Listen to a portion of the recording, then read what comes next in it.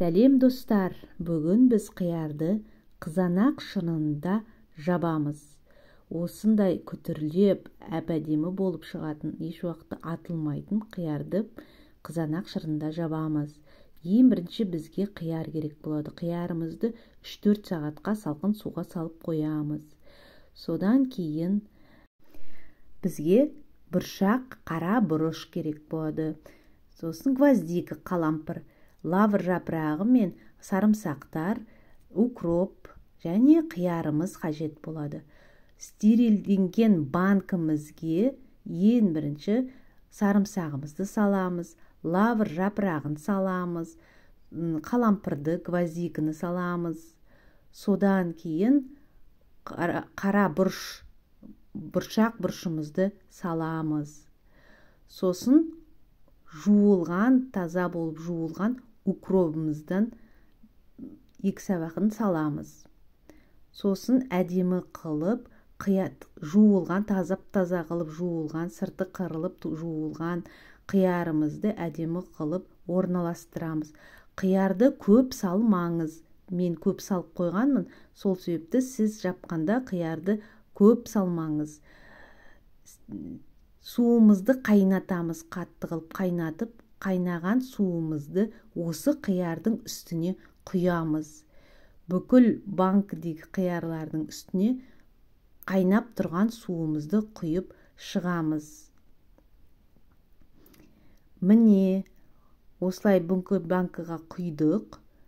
Енді суымызды кішкене қоямыз. Кішкене суымыз суығанша тұрады. Суымыз суғаннан кейін ыдысымызға жаңағы құйған суымызды төгеміз. Ол су бізге қажет етпейді. Осылай бір ыдысқа құйып аламыз бүкіл суды. Себебі біз қанша томат шырыны, жаңағы қызанақ шырыны қажет болатынын өлшеп аламыз. Содан кейін таза қылып жуылған помидорымызды, қызанағымызды блендермен немесе мясорубкамен өткізіп аламыз. Мясорубкадан өткіземіз. Мен блендерден өткіздім.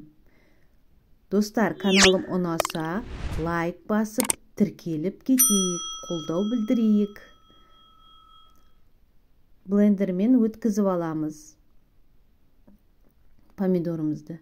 Жаңағы ыдыста өлшеп алдық қанша керек екенін, қызанақ шырыны қанша керек екенін. Менде 3 литр қызанақ шырыны керек болды маған. Солған 3 литрге 6 қасық, ас қасық секер салдым, қант салдым және 3 ас қасық тұз салдым. Менде қызанақ шырыны 3 литр өлшегенімде. Осылай газге қойып, қызанақ шырынымызды қайнатамыз. Қайнатуға қоямыз.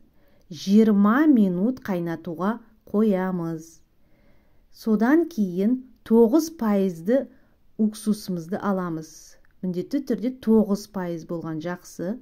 Уксусымыз 20 минуттан кейін уксусымызды жаңағы қызанақ шырынының үстіне құямыз.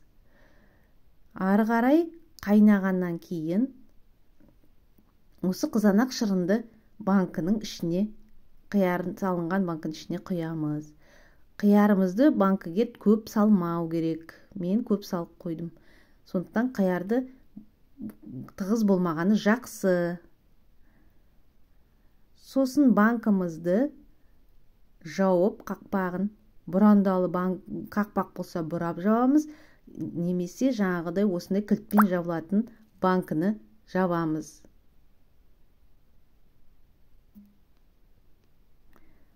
Міне, дайын болды. Қақпағын тексереміз. Дұрыс жабылған.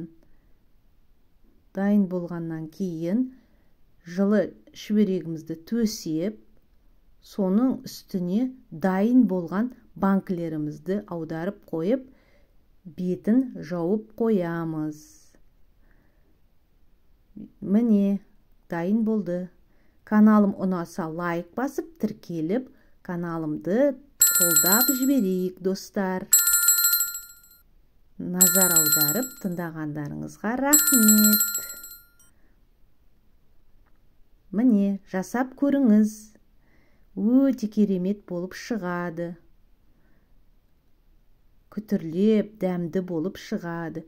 Атылмай, ұзақ сақталады.